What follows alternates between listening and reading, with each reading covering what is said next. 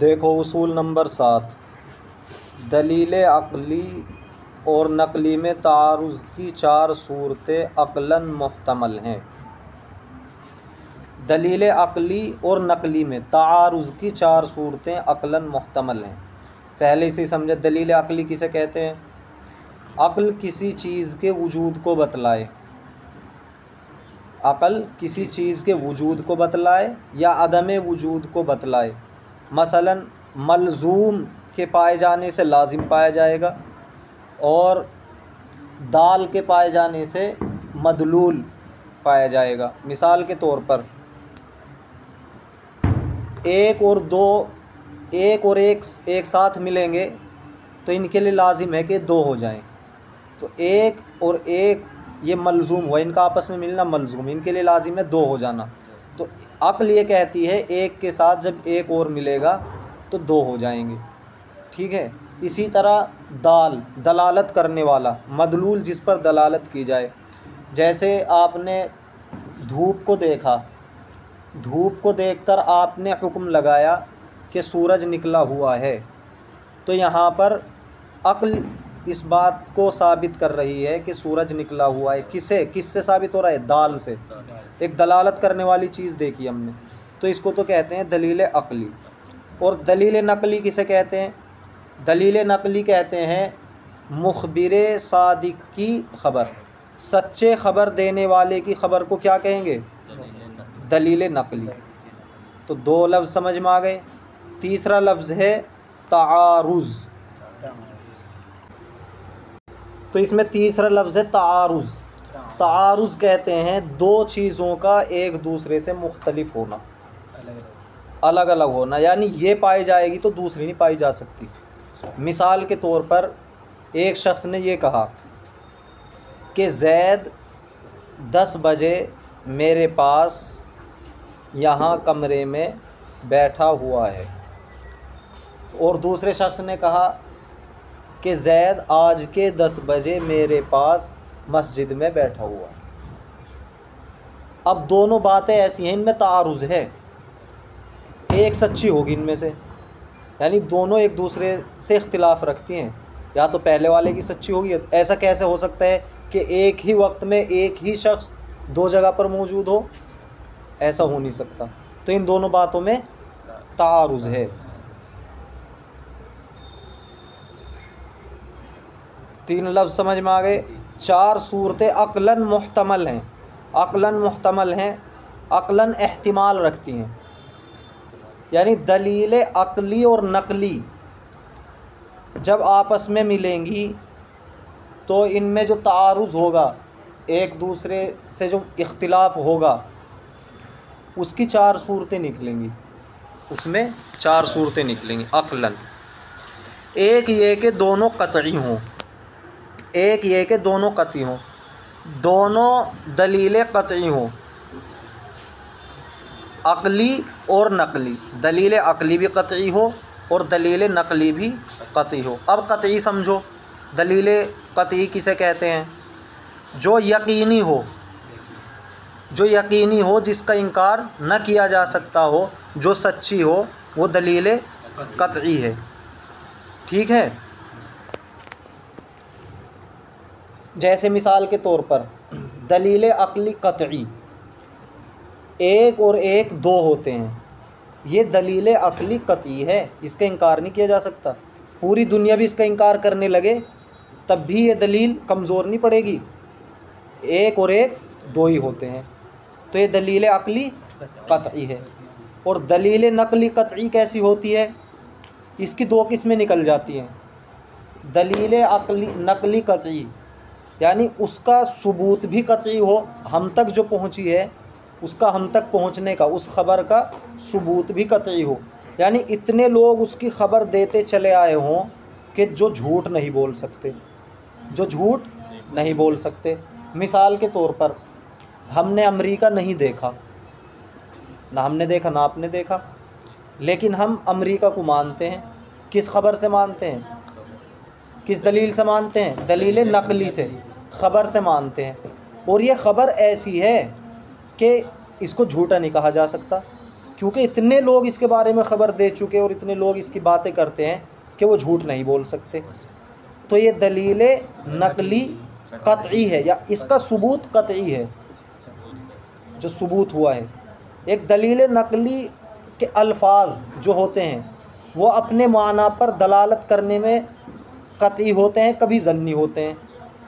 کسی نے کوئی بات کہی، کوئی الفاظ استعمال کیے تو بالکل صاف بات سمجھ میں آ رہی ہے کہ اس کے معنی یہ ہیں، یہ تو ہوتا ہے قطعی. اور اگر اس میں دوسرے معنی کا بھی احتمال ہے تو پھر وہ ہوتا ہے ظنی. تو دلیل قطعی سمجھ میں آئی، جو یقینی ہو، سچی ہو، جس کا انکار نہ کیا جا سکے. تو ابھی انہوں نے جو باتیں بتائی تھی دلیل عقلی نقلی جب آپس میں ایک دوسرے سے ٹکرائیں گی تو 4 صورتیں نکلیں گی. پہلی صورت، دونوں دلیلیں قطعی ہوں، دونوں دلیلیں سچی ہوں. تو اس کا کہیں وجود نہیں، اس کا کہیں وجود نہیں، نہ ہو سکتا. دونوں دلیل نقلی بھی قطعی ہو اور دلیل عقلی بھی قطعی ہو اور دونوں آپس میں ایک دوسرے سے ٹکرا رہی ہوں، یعنی تعارض پایا جا رہا ہو، ایک اس کے خلاف بات کرے یا دوسری اس کے خلاف. ایسا کبھی نہیں ہو سکتا. مثال کے طور پر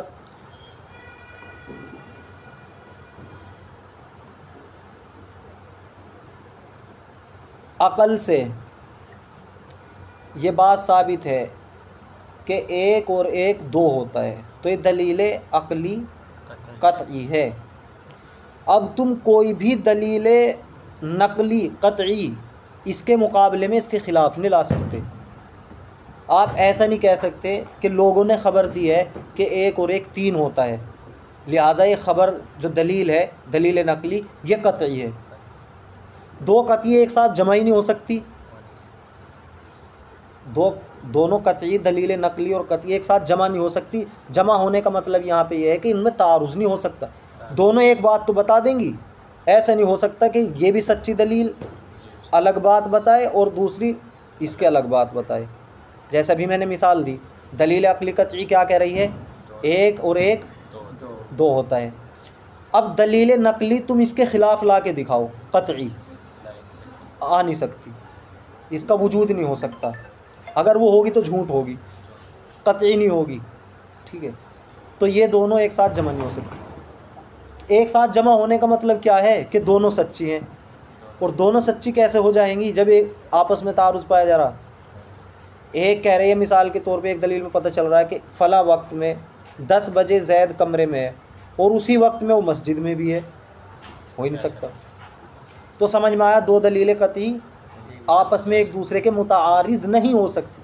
ایک جیسی بات تو کہہ سکتی ہیں، بالکل کہہ سکتی ہیں، اختلاف نہیں ہو سکتا قطعی دلیلوں میں، اس لیے کہ صادقین میں تعارض محال ہے. 2 سچی چیزوں میں، صادقین میں 2 سچی چیزوں میں تعارض محال ہے.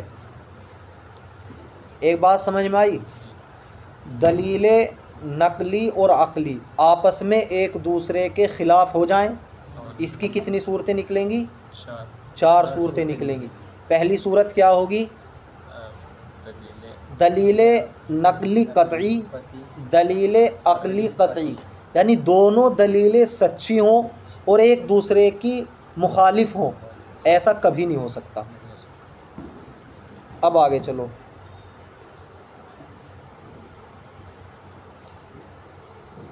دوسرے یہ کہ دونوں ظنی ہوں. اب ظنی کو سمجھو. قطعی تو وہ ہے جو بالکل سچی ہو، جس میں جانب مخالف کا کوئی احتمال نہ ہو. قطعی کون سی دلیل ہے؟ جو بالکل سچی ہو اور اس میں جانب مخالف کا یعنی دوسرے پہلو کا کوئی احتمال نہ ہو. ظنی وہ ہوتی ہے کہ جس میں جانب مخالف کا بھی تھوڑا سا احتمال رہتا ہے. مثال کے طور پہ 1 اور 1 مل کر 2 ہوتے ہیں، اس میں کوئی دوسرا احتمال نہیں ہے کہ ہم شک کرنے لگیں، یہ ماننا ہی پڑے گا، یہ تو قطعی ہے. ظنی جیسے سائنسدانوں نے ثابت کیا ہے کہ زمین حرکت کرتی ہے، زمین حرکت کرتی ہے، تو ان کے پاس دلائل ہیں، لیکن یہ دلیل ایسی ہے کہ یہ اتنے درجے کی یقین والی نہیں ہے جتنے درجے کی 1 اور 1 مل کر 2 ہوتے ہیں. خود سائنسداں بھی سے اتنا یقینی نہیں مانتے. بلکہ اس میں پہلے اختلاف رہ چکا، بہت سے لوگ اس کا انکار کرتے تھے، کہتے تھے کہ سورج گھومتا ہے، زمین ساکن رہتی ہے، ٹھیک ہے۔ تو یہ جو سائنسدانوں کا نظریہ ہے اور اس پہ جو ان کی دلیلیں ہیں، یہ قطعی نہیں ہے، ظنی ہے، ان میں جانب مخالف کا بھی احتمال ہے کہ ہو سکتا ہے ایسا نہ ہو۔ ہماری ایسی تحقیق ہے، ہو سکتا ہے ایسا نہ ہو۔ سائنس کی تھیوری بدلتی رہتی ہے، کبھی کچھ، اگلے زمانے میں کچھ۔ تو ظنی سمجھ میں آئی؟ وہاں جمع کرنے کے لیے گو ہر دو میں صرف عن الظاہر کی گنجائش ہے۔ دونوں دلیلیں ظنی جمع ہو جائیں ایک ساتھ تو ایسا ہو سکتا ہے کہ جو ان کا ظاہری معنی ہے اس کو تھوڑا پھیر دو، اسے مراد نہ لو، دوسرے معنی مراد لے لو، ایسا دونوں میں گنجائش ہے، دلیل نقلی ظنی میں بھی اور دلیل عقلی ظنی میں بھی۔ یہ تو عقلی کی مثال دی میں نے ظنی کی، نقلی دلیل نقلی ظنی کیسے بنے گی؟ جس میں اس کا ثبوت تو ہو قطعی طور پہ متواتر، اتنے لوگ اسے بیان کرتے آئے ہوں، لیکن اس کے الفاظ پہ دلالت میں ظن ہو، یعنی اس کے معنی یہ بھی ہو سکتے ہیں، یہ بھی ہو سکتے ہیں، جیسے ابھی آگے مثال سے آپ کو سمجھ میں آ جائے گا۔ مگر لسان کے اس قاعدے سے کہ اصل الفاظ میں حمل علی الظاہر ہے، نقل کو ظاہر پر رکھیں گے اور دلیل عقلی کی دلالت کو حجت نہ سمجھیں گے۔ یہ بات سمجھیں، جب دو دلیلیں ایک ساتھ آ گئی، دلیل ظنی، نقلی بھی ظنی، عقلی بھی ظنی، اب کون سی مانیں گے؟ تو دلیل نقلی کو مانیں گے۔ اس صورت میں جو خبر کہہ رہی ہے اس کو مانیں گے، جو عقل کہہ رہی ہے اس کو نہیں مانیں گے۔ سمجھ میں آ رہی ہے اتنی بات؟ کیوں؟ اس لیے کہ زبان کا قاعدہ یہ ہے کہ جو الفاظ نقل کیے گئے ہیں ان الفاظ سے وہی معنی مراد لیے جائیں، یہ اچھا ہے، یہ بہتر ہے۔ یعنی ان الفاظ میں دوسرے بھی احتمال نکل سکتا ہے، لیکن جو ظاہری احتمال ہے اس کو ظاہری معنی پر رکھا جائے، اس لیے نقلی دلیل کو مانیں گے۔ دو ہو گئے۔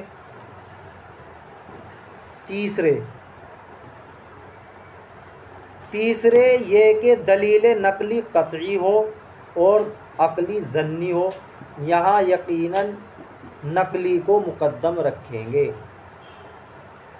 سمجھ میں آیا؟ دلیل نقلی تو قطعی ہے، بالکل سچی ہے، اس میں جانب مخالف کا کوئی احتمال نہیں ہے، لیکن جو عقلی دلیل ہے وہ ظنی ہے، اس میں جانب مخالف کا احتمال ہے۔ تو اس صورت میں کس کو مانیں گے؟ دلیل نقلی کو مانیں گے۔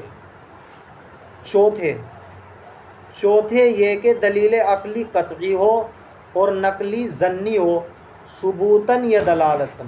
ثبوتاً یا دلالتاً کا میں نے مطلب بتایا، ثبوت کے اعتبار سے ظنی ہو، یعنی جو ہم سے نقل کرتے آ رہے ہیں وہ اتنے نہیں ہیں کہ جن کا جھوٹ پر اتفاق کر لینا ناممکن ہو، اس سے کم ہے، کم لوگوں نے بیان کیا ہے، جیسے کوئی سند ہوتی ہے حدیث کی، اس میں کمی آ گئی، تو یہ تو ثبوت میں کمی ہے۔ اور دلالتاً کسی معنی پر دلالت کرنے میں اس میں دوسرے معنی کا بھی احتمال ہو، دوسرے معنی بھی اس کے مراد لیے جاتے ہوں، یہ دلالتاً ظنی ہے۔ یہاں عقلی کو مقدم رکھیں گے، نقلی میں تعویل کریں گے، پس صرف ایک موقع ہے درایت کی تقدیم کا روایت پر، نہ یہ کہ ہر جگہ اس کا دعویٰ یا استعمال کیا جاوے۔ یہ ایک اصول ہوا بھی، سمجھ میں آیا؟ تو دلیل نقلی اور عقلی آپس میں ایک دوسرے کے مخالف بن جائیں، کتنی صورتیں نکلیں گی؟ چار صورتیں نکلیں گی، دونوں قطعی ہوں، اس کا تو وجود نہیں ہے، ایسا کبھی نہیں ہو سکتا، دونوں ظنی ہو، ایسا ہو سکتا ہے، لیکن اس صورت میں بات کس کی مانی جائے گی؟ دلیل نقلی کی۔ دلیل نقلی قطعی ہو، دلیل عقلی ظنی ہو، کس کی بات مانی جائے گی؟ دلیل نقلی۔ دونوں صورتوں میں دلیل نقلی کی بات مانی جا رہی ہے۔ چوتھی صورت دلیل نقلی ظنی ہو اور دلیل عقلی قطعی ہو، تو اس صورت میں بات مانی جائے گی دلیل عقلی کی، اور دلیل جو نقلی ہے اس میں تعویل کی جائے گی۔ تعویل کی جائے گی، یعنی ایسے معنی لیے جائیں گے جو عقلی کے مطابق ہو جائیں۔ تو صرف یہ ایک صورت نکلتی ہے کہ عقل کو ترجیح دی جا رہی ہے کس پر؟ نقل پر، خبر پر۔ اور بہت سارے حضرات ہیں جنہوں نے اسے سمجھنے میں غلطی کی ہے۔ جہاں بھی کوئی چیز ایسی دیکھی کہ یہاں دلیل عقلی پائی جا رہی ہے، دلیل عقلی پائی جا رہی ہے اور نقلی پر اس کو ترجیح دے دی، یہ عقل میں زیادہ آ رہی ہے اس لیے اس بات کو مان لیا۔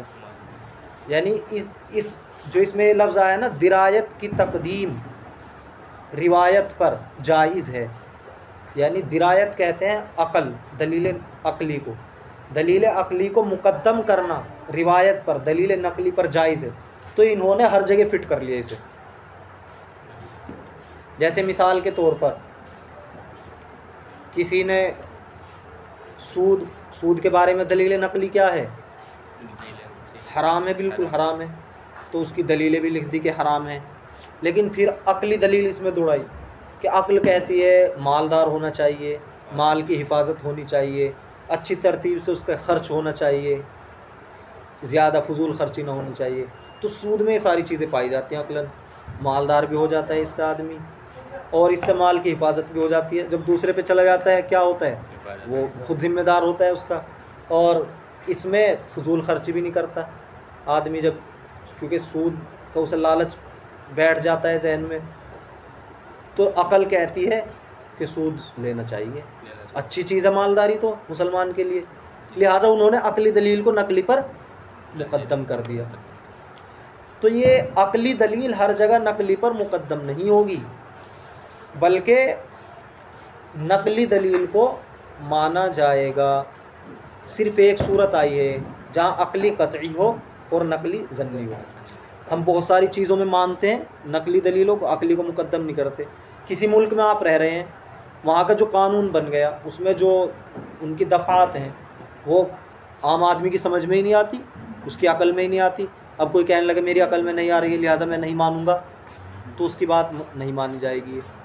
ڈاکٹر نے نسخہ لکھا، ایک عام آدمی اس کی سمجھ میں نہیں آ رہا ہو اور کیا عقلی طور پہ نہیں سمجھ پا رہا ہے اسے، تو اس کو یہ جائز نہیں ہوگا کہ اس نسخے کا انکار کرے، بلکہ یہاں پر ایک ضابطہ ہے، یہ ہے فروعی مسائل۔ فروعی مسائل ایک ہوتے ہیں اصولی مسائل۔ جب اصولی طور پہ عقلی دلیل سے یہ ثابت ہو جائے کہ ڈاکٹر اچھا ہے، تم نے اسے اپنا ڈاکٹر مان لیا، تو جب وہ نسخے جو لکھے گا، اب وہاں تم اپنی عقل نہیں دوڑاؤ گے۔ پہلے جب تم ڈاکٹر مان لی وہاں اپنی عقل دوڑاتے، وہاں عقلی دلیل سے جب تم اسے مان چکے کہ ہاں اچھا ڈاکٹر ہے، تو اب آگے عقل دوڑانے کی ضرورت نہیں، اسے پہلے نہ ڈاکٹر مانو۔ ایسے عقل لگاؤ اپنی، کسی ملک میں آپ کو رہنا ہے، وہاں کے قانون کو، وہاں کی حکومت کو سمجھو، اپنی عقل لگاؤ اس میں۔ اگر تم عقلی طور پر اسے تسلیم کر لیتے ہو، وہاں کی شہریت لے لیتے ہو، تو وہاں کے قانون کو بھی مانو، کیونکہ بات پہلے ہی طے ہو چکی۔ اگر آپ ہمارے یہاں رہیں گے تو ہمارے قانون کو ماننا ہوگا۔ تو ہر فرع میں، یعنی ذیلی جو مسائل ہوتے ہیں ان میں عقل کو گھسیڑنا اور عقل سے فیصلے کرنا یہ گمراہی کا سبب بنتی ہے، گمراہ ہو جاتا ہے آدمی۔ اب جب خدا کو مان لیا اور نبی کو مان لیا، نبی سچا ہوتا ہے، خدا کی باتیں سچی ہوتی ہیں، مان لی ہم نے سچی، عقلی طور پہ اس بات کو مان لو۔ یہاں ماننے میں اگر عقلی طور پہ سمجھ میں نہیں آ رہا، یہاں اختلاف کی تمہیں گنجائش ہے، خوب اپنے اشکالات رکھو، جب تک یہ بات ثابت نہ ہو جائے عقلی طور پر کہ ہاں خدا کا وجود ہے، خدا سچا ہے، نبی سچا ہے، خدا کی تعلیمات سچی ہیں، جب تک عقلی طور پہ ثابت نہ ہو جائے تمہیں خوب اختیار ہے اختلاف کرنے کا، سوالات پوچھنے کا۔ لیکن جب آپ انہیں مان چکے، آپ مسلمان ہو چکے، انہیں سچا مان چکے، تو اب جو بھی ان کی بات آئے گی اسے تسلیم کرنا پڑے گا، وہاں اپنی عقل نہیں دوڑائیں گے۔ جیسے کسی حکومت کو آپ مان چکے تو آپ اس کے قانون میں جگہ جگہ آپ عقل نہیں دوڑائیں گے، کسی ڈاکٹر کو مان چکے تو عقل نہیں دوڑائیں گے۔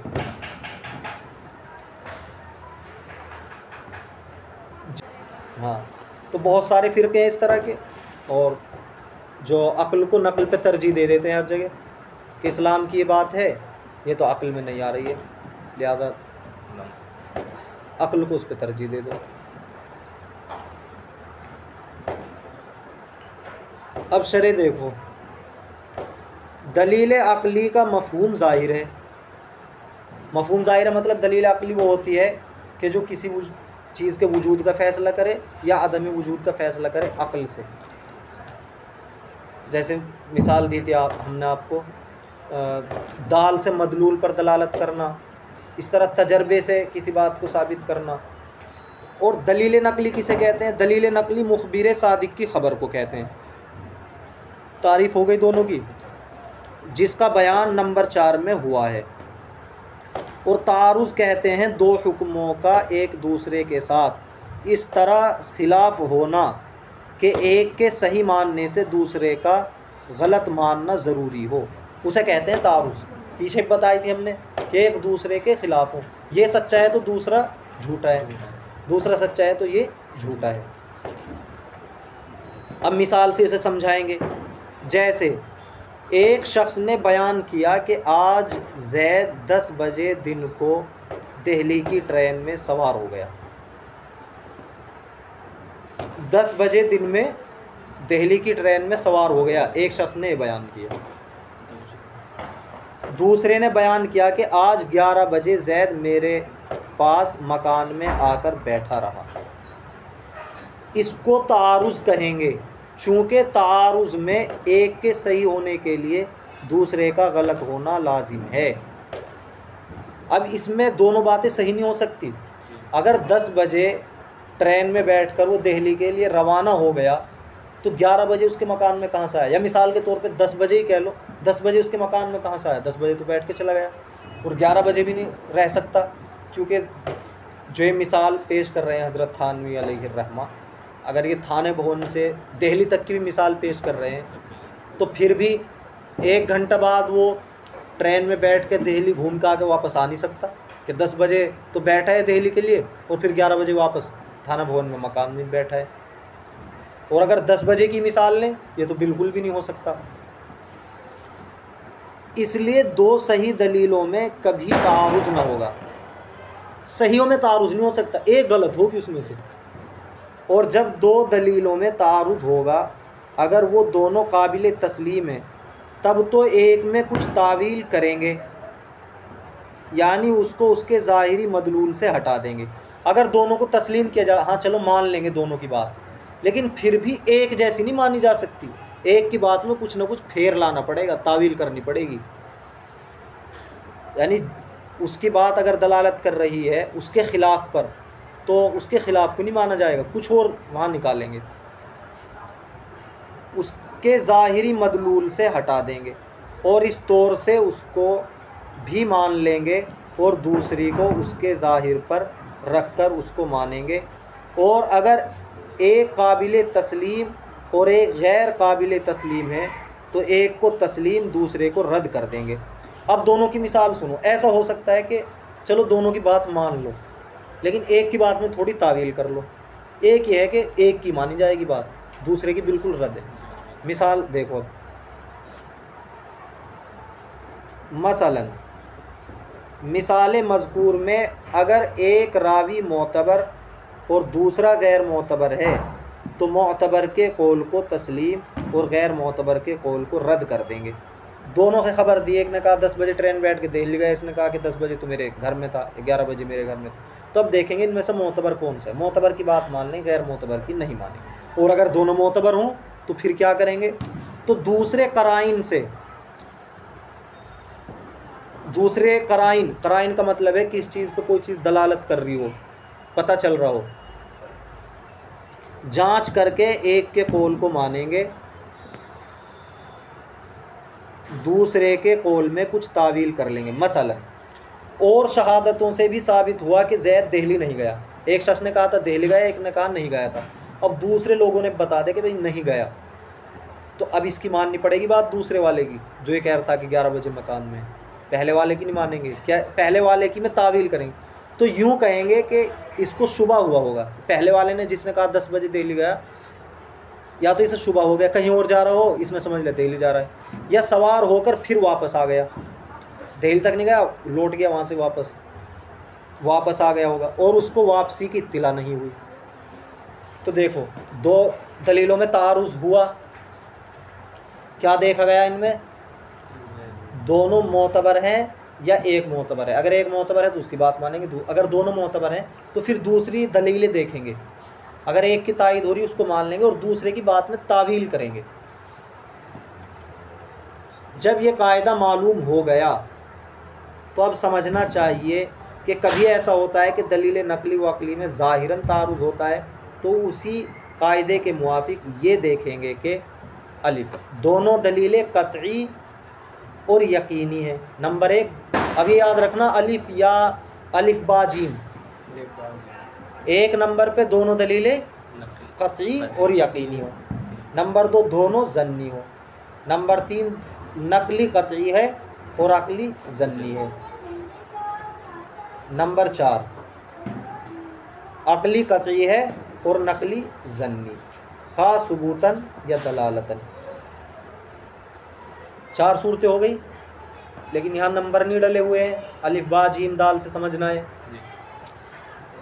اب یہ سمجھا رہے ہیں یہاں پر نقلی ظنی خواہ ثبوتاً ہو یا دلالتاً، یعنی اس کی دو صورتیں نکل گئی ظنی ہونے کی نقلی کی، یا تو ثبوتاً ظنی ہو۔ اب مثالیں یہاں سمجھو، اصول میں پہلے میں نے سمجھا دیا تھا، مثالیں نہیں دی تھی کہ شرح میں سمجھیں گے۔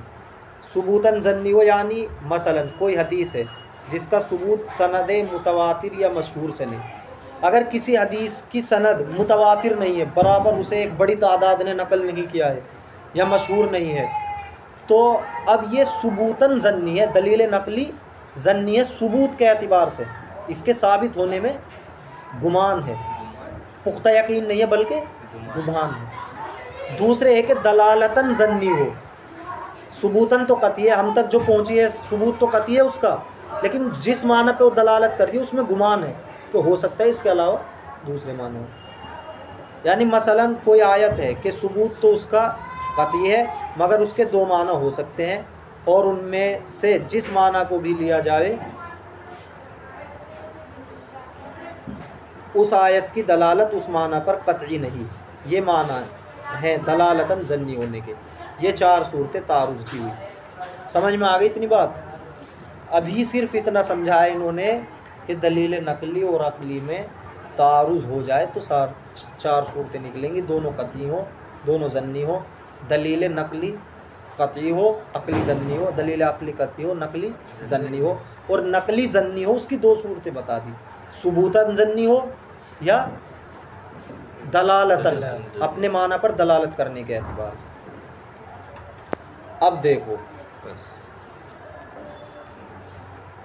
پس صورت الف کے دونوں ثبوتاً و دلالتاً قطعی، پہلی صورت الف والی صورت، پہلی صورت دونوں دلیلیں قطعی ہوں، ثبوتاً بھی اور دلالتاً بھی، اور پھر متعارض ہوں، پھر متعارض یعنی ایک دوسرے خلاف بات کہہ رہی ہے۔ ایک دلیل نقلی قطعی یہ کہہ رہی ہے مثال کے طور پر کہ یہ چیز حرام ہے، ٹھیک ہے، یہ چیز بری ہے، اور عقلی یہ قطعی اس چیز کو اچھی کہہ رہی ہے، یعنی ایک دوسرے خلاف بات ہو رہی ہے، اس کا وجود محال ہے، ایسا ہو نہیں سکتا۔ ہم نے پہلے بتایا تھا مثال کے طور پہ عقلی طور پر ایک اور ایک کتنا ہوتا ہے؟ دو ہوتا ہے۔ اب فرض کرو قرآن میں ایسی آیت آ جائے یا حدیث میں ایسی بات آ جاتی یا ایک بڑی تعداد لوگوں کی یہ بات بیان کرنے لگے کہ ایک اور ایک تین ہوتے ہیں، تو کیا ہو جائے گا؟ یہ جمع نہیں ہو سکتی دونوں باتیں، یا تو ہمیں خبر کو جھوٹا کہنا پڑے گا یا عقل کو جھوٹا کہنا پڑے گا، دلیل عقلی کو جھوٹا، دونوں سچی ہوں جمع نہیں ہو سکتی، کیونکہ دونوں جب یقیناً صادق ہیں تو صادق میں تعارض کیسے ہو سکتا ہے جس میں دونوں کا صادق ہونا غیر ممکن ہے۔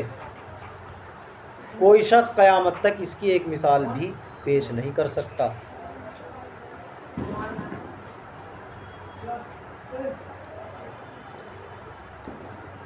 جیسے ہم مشاہدہ کر رہے ہیں کہ اس وقت رات ہو رہی ہے، فی الحال رات ہو رہی ہے، اور کوئی ہمیں یہ کیا ہوتا ہے مشاہدہ ہو گیا، ٹھیک ہے، اور خبر بھی دے دی کسی نے کہ رات ہو رہی ہے، یہ دلیل نقلی ہو گئی۔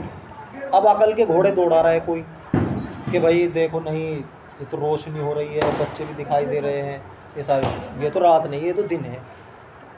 تو یہ دلیل اس کی جو عقلی ہے یہ قطعی نہیں ہے، یہ سچی نہیں ہے. اگر یہ سچی ہو، اور جو پہلی تو سچی ہے کیونکہ ہم مشاہدہ کر رہے ہیں، خبر بھی ہمارے پاس، تو دونوں سچی جمع نہیں ہو سکتی، ایک کو جھوٹی ماننا پڑے گا. اس کی مثال ہی نہیں پیش کر سکتے. اب دیکھو دوسری صورت با. صورت با سے مراد کیا ہے؟ دوسری صورت مطلب دونوں ظنی ہو، دونوں بالکل یقینی نہ ہو، بلکہ دوسرا پہلو بھی نکل سکتا ہو ان میں، جانب مخالف. جیسے مثال دی تھی ہم نے زمین کی حرکت والی، ٹھیک ہے. تو اس میں کوئی اپنی رائے دے سکتا ہے، کوئی سائنسداں اپنی تحقیق پیش کر سکتا ہے، اور پہلوں نے کی ہے. پرانے فلاسفہ تو یہ کہتے رہے ہیں کہ زمین حرکت نہیں کرتی ہے، تو یہ ظنی دلیل ہے. چونکہ دلیل نقلی مضمون الصدق کے ماننے کے وجوب پر دلائل صحیحہ قائم ہیں. صحیح دلیلیں اس بات پہ ثابت ہیں کہ اگر دلیل نقلی ظنی ہو تو اس کو سچا مانا جائے گا. یہ علم کلام میں اس کے دلائل ہیں جو اصول و کلام میں مذکور ہیں. اور دلیل عقلی مضمون الصدق کے ماننے کے وجوب پر کوئی دلیل صحیح قائم نہیں ہے. دلیل نقلی ظنی مانی جائے گی، اس پر تو دلیلیں موجود ہیں. دلیل عقلی ظنی مانی جائے گی، اس پر دلیلیں موجود نہیں ہیں. اس لیے اس وقت دلیل نقلی کو مقدم، بھائی جس پہ دلیل ہے ماننے کی، دلیل نقلی کو اسے مقدم رکھیں گے اور دلیل عقلی کو غلط سمجھیں گے. اور اس کا مضمون ہونا خود یہی معنی رکھتا ہے، یعنی دلیل عقلی کا ظنی ہونا خود یہی معنی رکھتا ہے کہ ممکن ہے کہ غلط ہو. جب کسی عقلی چیز میں ہمیں کیا ہے، امکان ہے، جانب مخالف کا پہلو ہے، ظن ہے، تو اس کا مطلب یہ ہے غلط بھی ہو سکتی ہے. عقلاً کوئی تھیوری پیش کی تو غلط بھی ہو سکتی ہے. تو اس کے غلط ماننے میں بھی کسی حکم عقلی کی مخالفت نہیں کی گئی. اور اگرچہ اس صورت میں دلیل نقلی کے ماننے کی یہ بھی ایک صورت ہو سکتی تھی کہ اس کے ظاہری معنی سے اس کو پھیر لیتے، مگر چونکہ تعویل بلا ضرورت خود ممنوع ہے اور یہاں کوئی ضرورت تھی نہیں، اس لیے اس طریق کا اختیار کرنا شرعاً ناجائز اور بدعت اور عقلاً غیر مستحسن ہے. یہاں یہ بتایا کہ ایسا ہو سکتا تھا کہ دلیل نقلی کو اس کے معنی سے تھوڑا سا ہٹا دیں. جیسے دلیل عقلی ظنی ہے، جو بات کہہ رہی ہے اس کو ہی مان لیں، اور دلیل نقلی جو اس کے مخالف جا رہی ہے اس میں اس کے معنی سے اس کو پھیر دیں، تعویل کر لیں. لیکن یہاں بلا ضرورت ہے. جب دلیل عقلی ظنی اس کے سچے ہونے پہ کوئی دلیل ہی نہیں ہے، وہ خود اس بات کا ثبوت ہے کہ اس میں جانب مخالف کا امکان ہے اور یہ غلط ہو سکتی ہے، تو کیا ضرورت پڑی کہ نقلی میں تم تعویل کرتے پھرو؟ اس لیے نقلی کو مانا جائے گا. جیسا اوپر غیر مستحسن ہونے کی وجہ بیان کر دی گئی بقولی، اس کا مظنون ہونا الا قولی مخالفت نہیں کی گئی.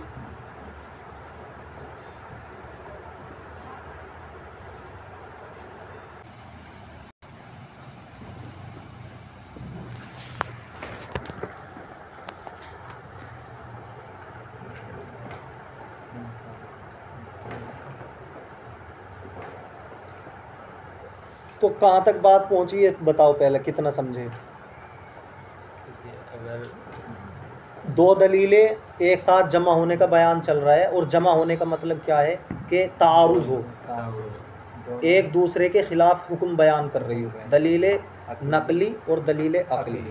دلیل نقلی کی تعریف آ چکی، جو سچا کوئی خبر دینے والا خبر دے وہ کیا ہے، نقلی. اور قطعی دلیل عقلی کی بھی آپ کے سامنے عقل کس چیز کے وجود کو بدلا یہ عقلی ہے. دونوں دلیلیں قطعی ہوں ایسا ہو نہیں سکتا، دونوں ظنی ہوں. ٹھیک ہے، ظنی کی تعریف بتائی تھی کہ اس میں جانب مخالف کا بھی احتمال ہے، بالکل یقینی نہیں رہتی. تو اس میں کس کو ترجیح ہوگی؟ نقلی کو ترجیح ہوگی. تیسرے نمبر پہ دلیل نقلی قطعی ہو اور عقلی ظنی ہو، تو قطعی یعنی دلیل نقلی کو ترجیح ہوگی. چوتھی صورت یہ تھی کہ نقلی ظنی ہو اور عقلی قطعی ہو. اس صورت میں ترجیح کسے ہوگی؟ عقلی کو ہوگی. لیکن جو نقلی ہے اس کو بھی رد نہیں کریں گے بالکل، اس میں تعویل کریں گے، تعویل کریں گے اس میں، اور عقلی کے مطابق اس کو کر دیں گے. یہاں تک بات پہنچی. مثال جو بیان کی جائے گی کہاں تک کی جائے گی؟ کون سی صورتوں کی بیان کی جائے گی؟ با اور دال. دوسری کی اور چوتھی صورت کی مثال بیان کی جائے گی.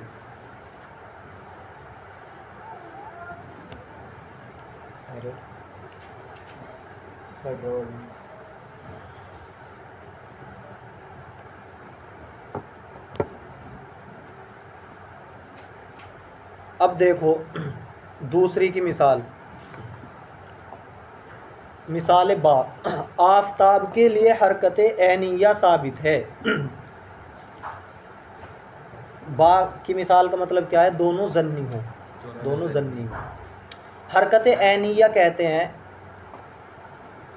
کہ آفتاب، سورج اپنی جگہ سے حرکت کر کے چلتا ہے دوسری جگہ کی طرف. اس کو کہتے ہیں حرکت عینیہ. کس دلیل سے ثابت ہے؟ وہ دلیل نقلی ظنی یہ ہے. وَهُوَ الَّذِي خَلَقَ اللَّيْلَ وَالنَّهَارَ وَالشَّمْسَ وَالْقَمَرَ كُلٌّ فِي فَلَكٍ يَسْبَحُونَ. وہی ذات ہے کہ جس نے رات کو اور دن کو بنایا، سورج اور چاند کو بنایا. کلن فی فلک یسبحون، ہر ایک اپنے مدار میں تیر رہا ہے. تیر رہا ہے، چاند سورج اپنے مدار میں تیر رہے ہیں.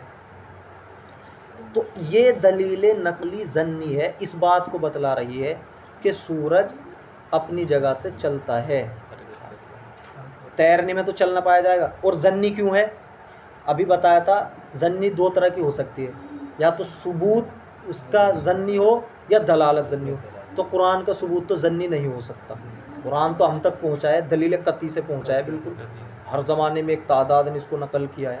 ہاں اس کی دلالت میں ظن ہے، یعنی اس میں بیان کیا جا رہا ہے کہ ہر ایک تیر رہا ہے. بھئی تیرنا تو پانی میں ہوتا ہے، تو حقیقی معنی تو اس کے یہاں مراد نہیں ہو سکتے. تو حرکت کے معنی مراد ہوں چلنے کے، ظنی ہو گیا. اور بعض حکماء آفتاب کی حرکت صرف محور پر مانتے ہیں، محور پر مانتے ہیں جس پر کوئی دلیل قطعی قائم نہیں.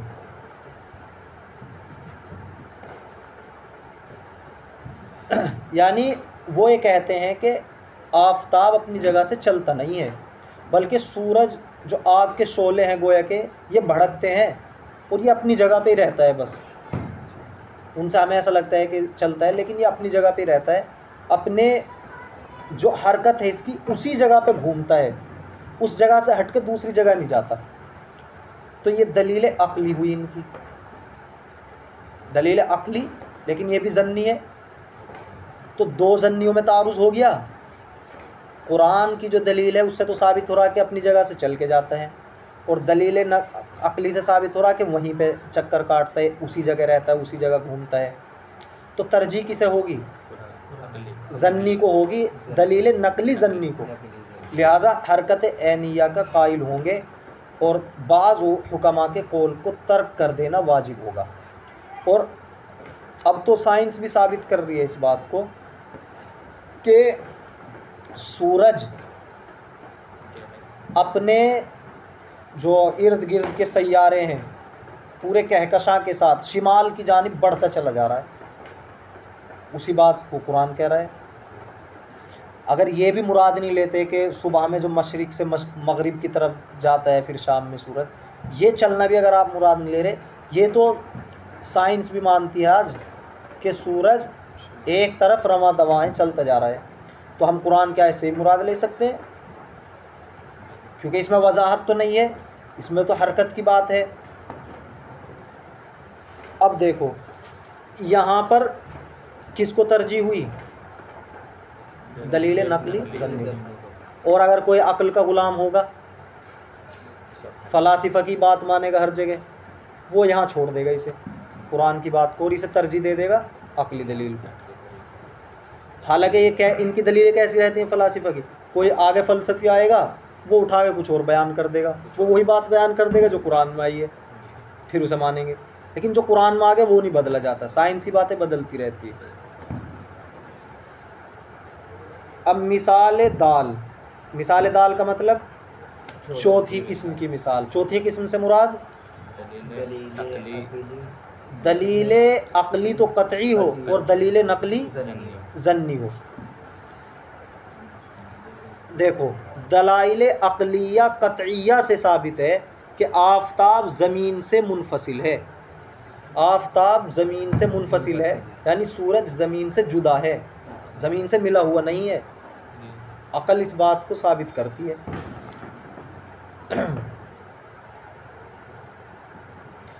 عقل اس بات کو ثابت کرتی ہے کہ سورج زمین کے اندر نہیں جا سکتا، اس لیے کہ سورج زمین سے بہت بڑا ہے،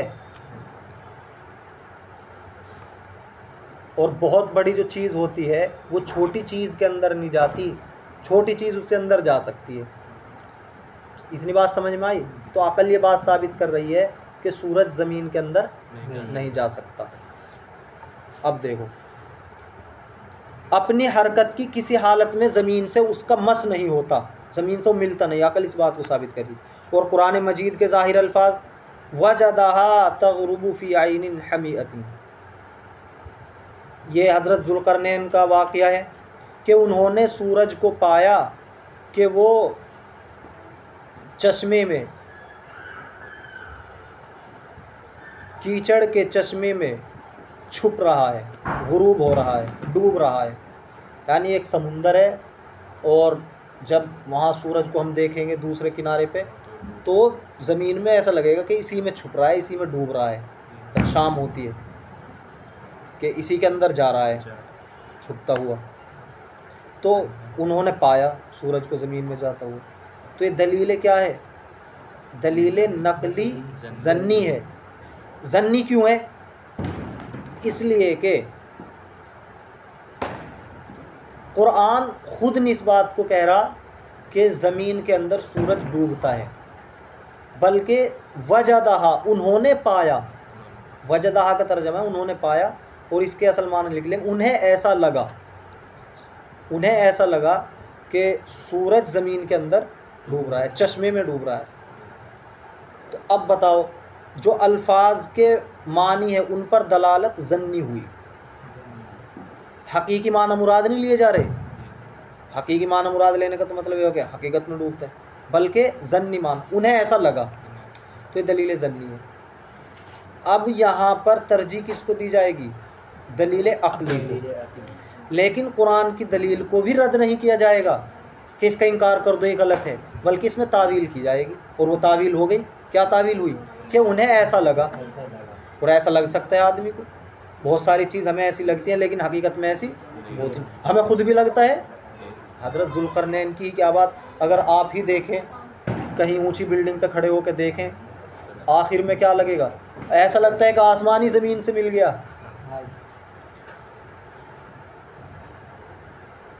ظاہر الفاظ سے قبل غور متوہم ہو سکتا ہے کہ آفتاب ایک کیچڑ کے چشمے میں غروب ہوتا ہے، اور یہ ظاہر محمول ہو سکتا ہے ظاہری معنی پہ وجدان فی بادی النظر پر. یعنی یہ جو ظاہری معنی ہے اس کو ہم محمول کر سکتے ہیں، اس میں احتمال نکال سکتے ہیں بادی النظر کا کہ انہیں ایسا لگا. ٹھیک ہے، پس آیت کو اس پر محمول کیا جائے گا، یعنی دیکھنے میں ایسا معلوم ہوا کہ گویا ایک چشمے میں غروب ہو رہا ہے.